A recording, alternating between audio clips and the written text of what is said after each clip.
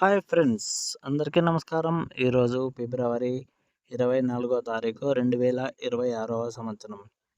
ఈరోజు ఈ వీడియోలో బెంగళూరు మార్కెట్లోని రేట్ల వివరాలు అయితే తెలుసుకోబోతున్నాం.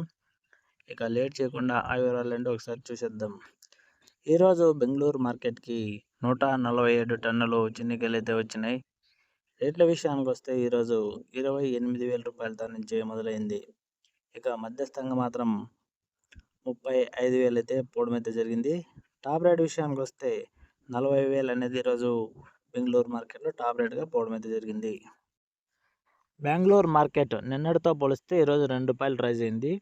చూడాలి రేపు ఏమన్నా ఇంకా రైజ్ అవుతుందా తగ్గుతుందా అనేది. అనంతపురం మార్కెట్ అయితే ఈరోజు తగ్గింది.